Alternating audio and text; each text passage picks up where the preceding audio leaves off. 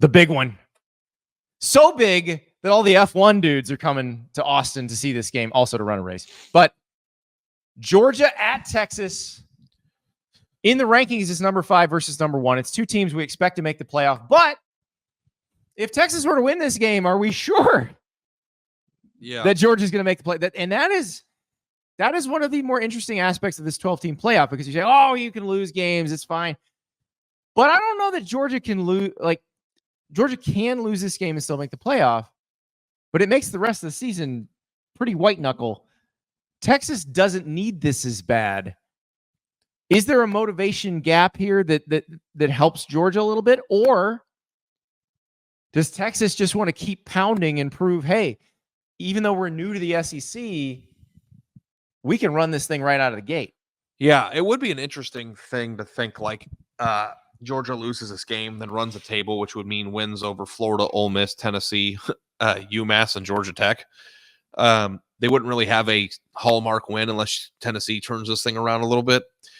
But I do think that like 10-2 Georgia is like the 10 seed, and they don't play in the SEC championship, right? Like that's how that ends. So I don't know that they would be out of it. They would have to walk a tightrope. They'd have to lose again, but they also still have to play Tennessee. They have to play at Ole Miss.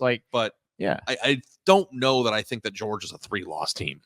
That said, I think that Texas is a better all-around football team than Georgia is this year. I don't think that's not really a hot take. Yeah. No, it's not. I mean, they're favored. So, yeah, I mean. But let me give you a stat. This is one that that Oklahoma column I was telling you guys about that I found was very interesting studying Oklahoma's offensive line. So the Texas and Georgia offensive lines, all 10 starters were recruited out of high school by these programs. 9 of those 10 were signed in 2021 or 2022. Xavier Truss for Georgia is the old guy. He was signed in 2019, so he's the outlier. But for the most part, everybody's been in the program. These are superior recruits. These are 4- and 5-star recruits who sat for a year or two and now are starting on. Like, this is exactly how you're supposed to build an offensive line. Both teams do it exactly the right way. That's what I love about this game, because that's what makes these teams so steady and dependable, is they have great offensive line play. They have great athletes who are going to play in the NFL who didn't show up. Kelvin Banks showed up and started right away, but for the most part, they didn't. They had to sit. They had to wait. They got developed, and now they are playing at a very high level, and they're all going to play in the NFL. Like, all 10 starters on the offensive line in this game are going to play in the NFL and probably start in the NFL. This is exactly what you want to see. Yeah. Andy, we played a game when we made a video about this game on our channel on YouTube. Yeah, on the On3 YouTube channel. You want to play it again? Let's play it again. Who's got better quarterback in this game? Texas. Who's got the better offensive line in this game? Texas. Who's got the better receivers in this game? Texas. Who's got the better running backs in this game? Texas. No, Georgia. No, Georgia does. Who's got the better defensive line? Push. Who's got better linebackers? Push. No, Georgia. I'll go Georgia on this. And who's got the better defensive backs? Georgia. So, first of all, awesome matchup. Yes. Second of all, don't really have a lot of teams that are winning that many positions against Georgia. No. So, like, when you're like wondering, well, why is Texas a 3? Oh, here's one.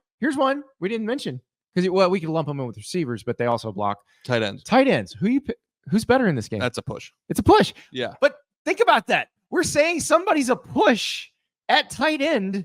Yeah. Against Georgia. Yeah. I mean, Gunner Helm's awesome. Dude. Like, but they got other dudes like, and I mean, JT Sanders was awesome last year too, but Gunner Helm's fantastic, and they have other dudes behind it. It looks very similar to Georgia's tight end room the last 4 or 5 years, where you see the starters and you're like, oh my God, and then you see the backups, you're like, oh wow. But Texas has also played more functionally this year. Now, they haven't had to play Alabama, right? But Texas has looked the part every single game, and Georgia has left some things to be desired. And I don't know if that is a hint on, things to come for Georgia, a team that's already lost, or if that's just grab ass along the way to a big game. But like, I feel more comfortable knowing, and you know what? Cannot believe we're saying this in 2024, Andy, but like, I feel more comfortable that Texas is going to show up. Oh, I feel more comfortable. But this is the game that even the Texas teams that were walking through the hinterlands, they're the ones that always up. showed up. Like Yeah. they always showed up for this game. It was Iowa State they didn't show up for. Yeah. Like, but they definitely showed up for this game. But I don't actually worry about that at all with this version of Texas. We got to talk about PrizePicks. Best daily fantasy game in America. Download that app. Use the code STAPLES. Play $5. Get $50 instantly. So, Ari, I did not even realize I had a better week than I thought in the PrizePicks. So, Friday night, I was sure that I was winning this thing. I had Malik Williams with more than 213.5 passing yards, and I had Sam Levitt, the quarterback for Arizona State, more than 199.5 passing yards because I was confident Arizona State was going to beat Utah. But I figured to do that, they were going to have to throw the ball a bunch. They were going to have to light it up through the air. They didn't need that. Levitt only threw for, I believe, 154 yards, but they still won the game. Malik Williams obviously had a very good game against Utah State. UNLV rolled, but Arizona State didn't need to throw as much, so I did not win there. But Well, Ari, Sam Levitt came out of the game Yeah. for a portion of it too, which doesn't help your cause. But I did have a good day on Saturday. This is the one I threw out to the people. So if you guys looked at this, if you saw my tweet with this on Friday and you did this, then there you go. Download PrizePicks, use the code STAPLES, play $5, get $50 instantly. The board will be getting populated.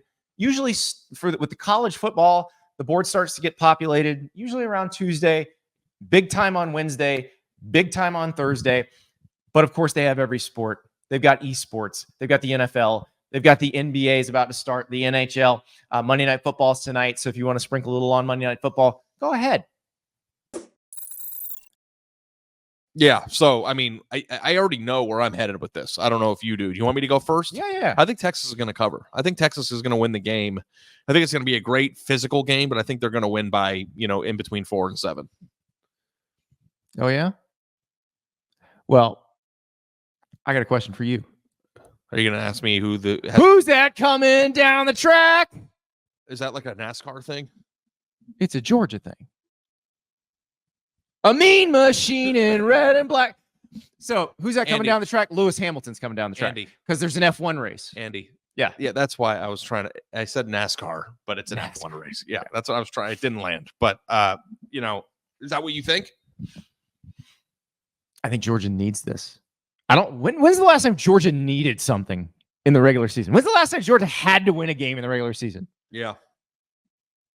Give me Georgia. I don't say that with a ton of confidence. Yeah.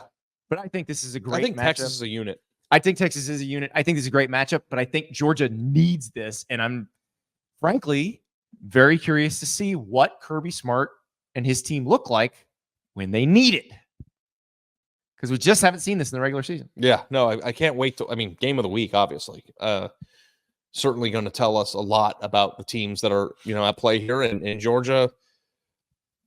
Go win a game against a team that you don't have better players in at every position. They don't play very many games like that. They did a few weeks ago, and they lost it. That's they got behind 28-0. If they played 40 games in the last 4 years, they've played 3 or 4 that are. Don't get jumped on 28-0 because you ain't coming back from that. You know this what? time. It's possible too that they just got off to a really bad start. They got out schemed, and they got out. They got out schemed for 2 quarters. They made they figured it out, and then they were. But then the second half wasn't as much of a comeback as it was them showing how much better they are than Alabama. Right. I think that's a way that you could look at that. And I will say, Carson Beck, you want to make some money, like you want to be QB1 in the NFL draft. I think Quinn Ewers, by the way, has a chance of doing that too. Shedeur Sanders, obviously, as well. But if you're Carson Beck and you want to make some money, this is where you make the money. Right here. I can't wait, Ari. Can't wait. You're going to be there, right? I'm going to try. All right. I got some emails to send. I don't know. Because if I do go, we do need to do the podcast from there. So the press box has to be open long enough. So I got to figure out whether that's the case.